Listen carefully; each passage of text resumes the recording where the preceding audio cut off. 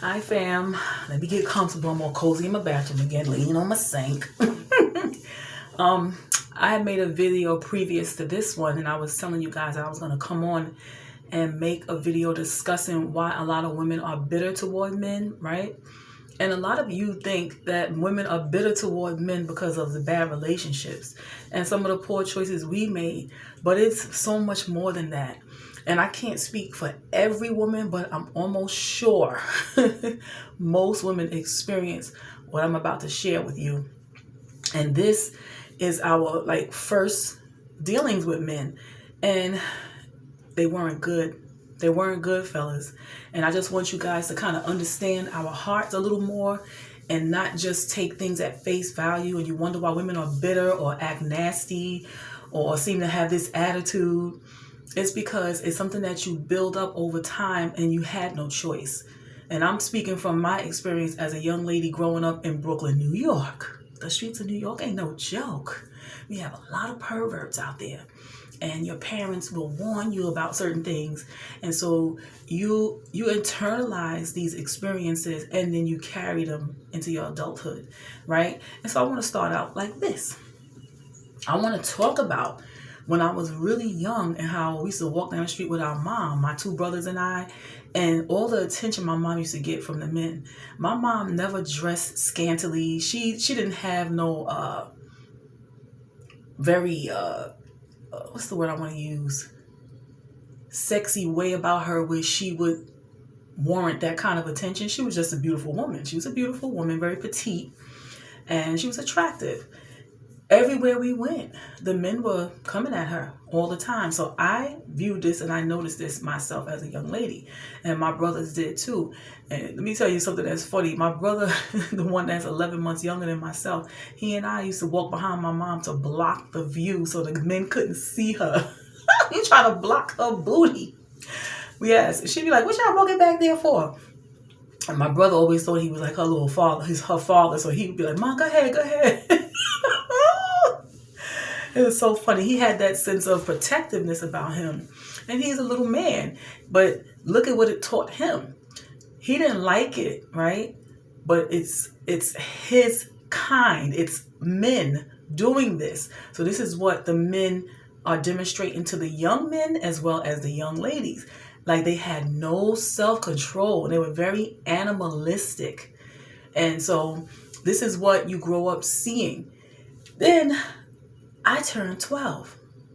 And when I turned 12, I came into my womanhood. You know, we call it womanhood because now you're in baby making years. So I got my period for the first time when I was 12. And my body changed a lot. My body went through a metamorphosis, right? And I'm 5'5". I had gotten this tall when I was 11, 12. I had gotten tall really quickly, right? And then with my body blossoming, I became more attractive to men, you know, and I started to get the same attention that my mom got. And I'm like, what? I did not like it. I did not like it because I was so young, so impressionable and so naive. It bothered me a lot. It made me feel nervous. It made me angry even too. It made me angry. And it just puts you you're like on this spotlight. So imagine this, men, and I'm talking to my brothers because I want y'all to understand something. Imagine grown people weren't paying you no mind. I had little boys, of course, in school all my life. I had crushes on me. That's different. That's my age group. But when you experience walking down the street with your mom, and you see all these men coming at her all the time, and then all of a sudden you're the object of their attention. How do you think that feels when you're 12? Some girls younger than that, because some girls were younger than me and they were well developed, 10 and 11. And I saw men looking at them and saying stuff to them. And so when you have that experience, that's shaping your opinion of men very early. And it seems as though most men are dogs. And we have heard that. I never heard my mom, I'm trying to remember because I know I heard people say it. I heard women say it all the time. But I'm trying to remember if it was my mom. Because to tell you the truth, my mom never really spoke ill of men like that. Even when her and my dad split up and I saw him doing things that weren't right, she never said any negative. She wasn't that type to speak ill of men like that. Oh, men are dogs. Oh, men ain't this and men ain't. I never got that from my mom. But overall, when you're around women and maybe your mom's friends and family members, and you hear women on the street, oh, he's such a pervert. You hear these things all the time. So all of these things shape who you are, shape how you think, right? And it shapes your reaction, how you act toward people when they do this stuff to you. You start to be a product of what you experience, and then you carry it with you as a weapon to protect yourself. And so I'm going to school with a book bag on. I'm a young girl. You know I'm young. I had a baby face. They know I was young. They didn't care. And so what would I think of men in general if this is my experience? My experience is that all they care about is sex. They're very animalistic. You see, animals, they don't reason. They don't court each other. They have their little way of mating. And that's all, they just get to it. But we're supposed to have more intelligence, right, than an animal. So the thought process of men is so debased and so low that they look at even young girls as just somebody to have sex with. So when you're faced with that very early in your life, and then you have to deal with that from that point on up until the point where men don't find you attractive anymore, which might be never. They're gonna always find you attractive. Somebody's gonna find you attractive, if you're a decent looking woman. And so, as this being my experience, I started to feel a way toward men. I literally started to feel a way toward men. I'm like, man, they're so disgusting. I would even hear them saying things to other women that were just despicable. I mean, just awful. And so if you're dealing with walking down the street and the majority of the men that you pass are acting like that, what conclusion are you going to come to? What's going to be your opinion of men? And y'all like to say, a lot of men are coming out with saying, oh, your mother's messed you up by not being a good mother and being a single mother, making poor choices. And oh, y'all have so many relationships because y'all jump into bed with these men so fast. And then y'all get upset when they leave you. And now y'all are bitter. No, men, the bitterness sets in way before we even have sex. And it sets in different ways. A lot of young ladies have been molested. So that's their first impression of men. A lot of young ladies have been raped. A lot of young ladies have been fondled. A lot of us experience a lot of negative things very early. And then, of course, that's going to shape who you become and how you act. Some women are so turned off, they don't want to be bothered at all. Some of us still have a fairy tale of this wonderful life and this wonderful love life. That was me. And then you have those who, you know what, if that's what men want, then I'm going to use my body to get what I want. So you have these women choosing different paths based on what their experience is with men. And depending on what they're taught and trained, in their homes to do and to be, you're going to follow suit. For me, I was turned off with it. I couldn't stand it. I never liked getting a lot of attention. And it wasn't just older men. Of course, as I got older, boys my age, they were coming at me too. But that to me was normal because they were my age. That made sense. That made sense to me. But to have a grown man ogling me and looking in between my legs and saying disgusting things and exposing their penises. Listen, in New York, there were so many perverted men. There used to be a man who came up to our junior high school and he would wear a trench coat, and we would have lunch, and he would just open up his coat with his penis out in front of the girls. So y'all really think that as a young girl growing up and experiencing all these negative things I just listed, I just spoke, y'all think that a woman can have like a normal viewpoint of men behind that? Do you really think it's possible for her view of men to be normal? You really think it's possible for her to look to men as something to be respected? Because it's not. It's really not. Some of us have had our own fathers try it with us. Some of them have succeeded. Some men have raped and have sexual experiences with their daughters very young. And you might have some young ladies who had good experiences with their fathers who grew up and still decided to choose a certain lifestyle. But I'm telling y'all that a lot of it has to do with the way men perceive you and how they treat you, what they say to you and how they look at you. And you can use it to your advantage or your disadvantage. You look at that and say, okay, I'm look good. Men like me. I'm going to get money based on my looks. And then you lose respect for yourself and you start sleeping with men, well, what have you. But myself, coming from, like I told you, my mom was never the type. She used to put on her headphones because the headphones actually came out back in the 80s. And she was glad to get that little video tape set, put music in it and put the headphones on her ear so she could block the men out and ignore them. And that's what she used to do. And she would tell me that. Just ignore them. Don't say nothing to them. Don't look at them. Just keep going. And it's sad to feel unsafe around those who are supposed to be our protectors. Our men are supposed to be our protectors. And when they become your predator instead, that puts you in a vulnerable position. And so as you grow older, what you're going to learn to do is to self-preservation. You're going to learn to protect yourself. So you're going to have an attitude. You're going to look at them up and down. You're going to end up having arguments, cussing them out because you don't like what they say to you. You're going to defend yourself. And it's not easy being attractive, right? And walking down the street and getting attention all day long, no matter where you go. Hi, baby, can I talk to you? And I'm not saying all men were disrespectful. I really didn't have a lot of men calling me out my name or nothing like that. I had one guy out of my 55 years. I was blessed, especially living where I lived, to only have one guy call me the B word. And he wasn't even trying to talk to me. He was being ridiculous because the guys he were in a group with, they were gambling. And myself and my two friends, we were headed to go out that night. And one of the guys in the group said, "How you doing, sweetheart?" And I said, "Hey, how you doing?" Just being polite, saying hi back. And he was like, "You beautiful." So they were gambling, shooting dice. And so one of the guys in the circle was like, "Leave that B alone." I'm not that person anymore, but I ain't going to tell y'all what I said. But you develop a thick skin and you develop a toughness when you growing up like that. And when he did that, I told y'all, that was the one and only time a man had ever called me out my name. And I flipped. I lost my mind. It was unacceptable to me and I wasn't going to tolerate it. So I told him what his mama was. Sure did. And for raising somebody like him, I told him what his mama was. And I'm going to leave it at that.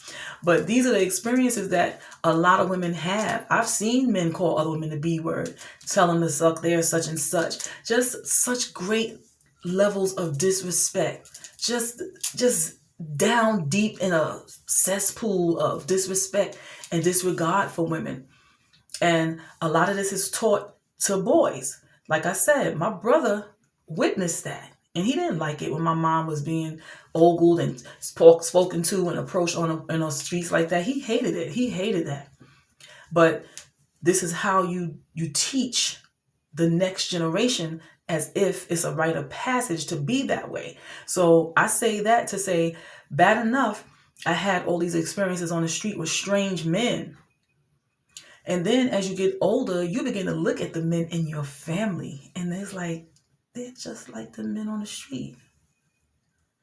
I had no righteous man to look at in my family to regard in a high place of, I can look at this man and have great respect for him. And that's sad. And it was normal. Now that I'm an adult and I have more wisdom and I understand godliness and righteousness, I'm like, man, it was normal for us to just be sin sick. And that mess wasn't cute. And at the time, I didn't think much of it. But as I got older, I was like, wow, I don't know what it's like to have like a righteous man in my family. I mean, a righteous man of God who stands up for God. He's not turning around, looking at women up and down like there's some piece of meat and talking to her any old kind of way and having several sex partners. And I mean, there's different levels and degrees of it according to the guy in your family or whatever. But overall, it was something that was normal for men to do. And so that's all I saw. And a lot of women were just like me. And a lot of women had worse experiences than I had. So I'm saying all this to get you all to understand that This is where a lot of the bitterness is coming from. When you're young, you still have a fantasy of having a great life. Because I had, and I love romance. That's me. I'm very romantic, right? So I was always hopeful of having a great relationship and, living my life with my partner forevermore, right? And there's nothing wrong with that because there's something natural and instinctive about that. That's how we are, especially women. But I never let that make me dark in that regard. But I have my opinion of the male species, and it was based on their behavior. I didn't make this stuff up in my head. It was my experience, my negative experiences with these men. Old men, just disrespectful and just ridiculous. I had to tell this old man off one time. I'm walking by and hey baby, sitting amongst a bunch of other older men, and they might have been drinking because where I lived, I was in the deep hood, honey, in the midst of the projects. And so you encounter all types of crazy stuff in the projects, right? I stopped, and I'm the type, I enjoy putting you in your place, honey. I love it. You come at me, you meet the right one, and I'm going to put you in your place. I stopped, and I embarrassed him. And his friends were laughing. This was a man that could have been my grandfather, and I said it. I said, you ought to be ashamed of yourself. I said, you're an old man acting like a fool. Oh, baby, I was just trying to say hi. I said, when you could have said hi. You could have said, hi, young lady. But you, baby, what? Acting like a complete fool. I said, you old enough to be my grandfather. I told him, I said, you're disrespectful and ridiculous. You should be ashamed of yourself. Yeah, he didn't want me to stay in there and talk to him no more. I mean, there's a lot of young ladies who like that attention. A lot of older men have SSI check and they're retired, so they have money, and girls are desperate and they deal with them. So they're going to try you. But you just get tired of it. From the young to the old and in between, they just coming at you all the time. So your experience with men is a poor experience. And I want to let y'all know that. And then as you get older now, you're making poor choices in your men. And you get your heart broken. And it just compounds the already disastrous thoughts you have in your head about men. And it just complicates the whole thing, And what I would love is to get feedback from men. Like when you were younger, what were your experiences with women? And how did it hurt you or help you in your relationships with women? Because I'm telling y'all, as young ladies, it's scary to have men. I was outside one day, but my mom... I'm going to tongue tie, y'all forgive me. We were going to go out and we were renting a home at this time. It wasn't a home, but we were renting one of the apartments in a home complex, right? And I wanted to rush and go outside. So I got dressed. I'm sitting on the stoop and my brothers and my mom were still in the house getting dressed. And I'm just looking at people, just people watching. I still like to look at people.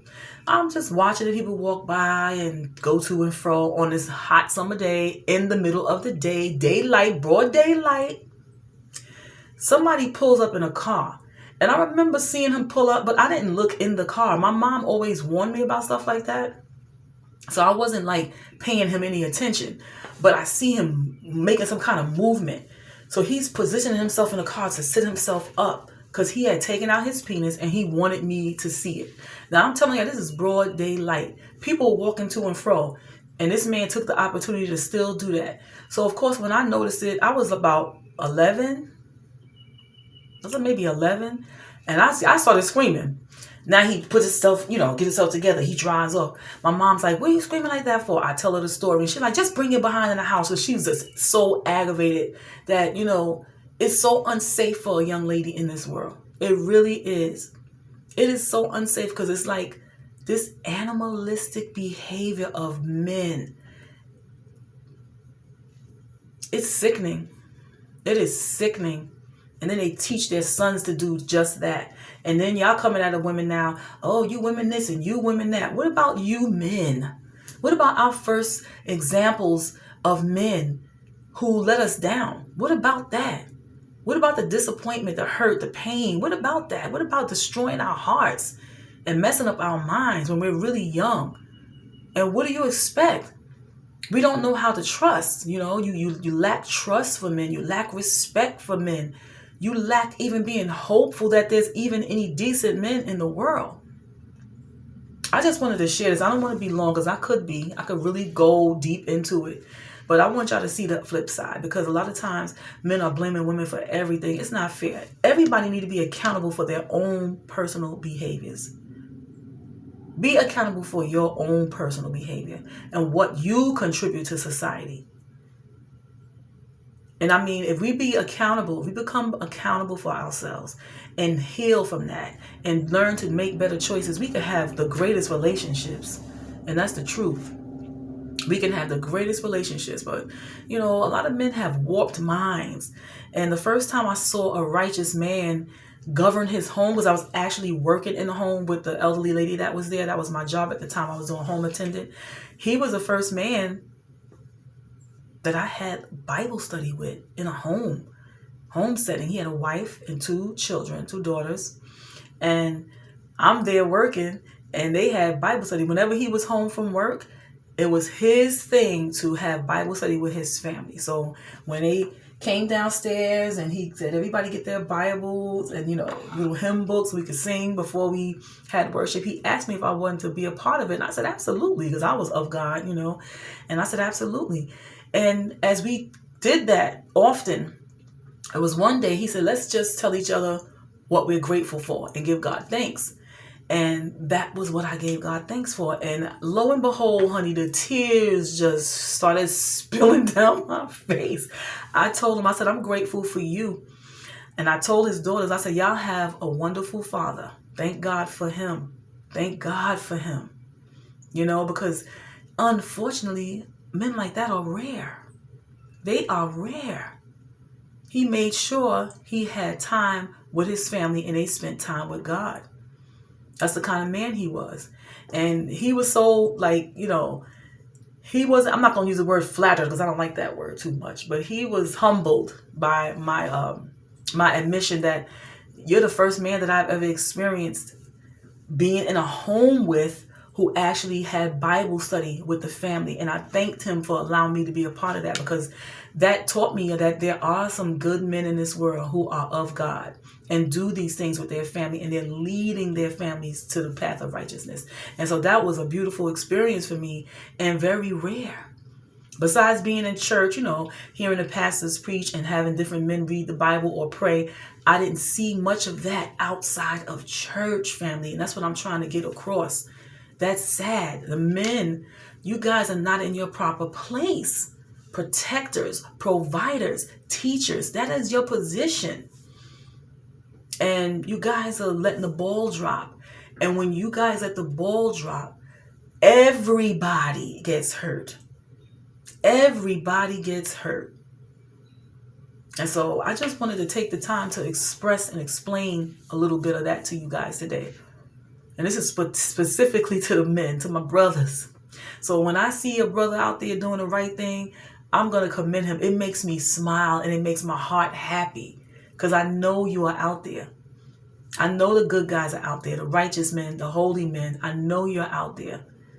And may the Holy Spirit continue to work through you so that you can build your family and your communities. Peace, love, and blessings.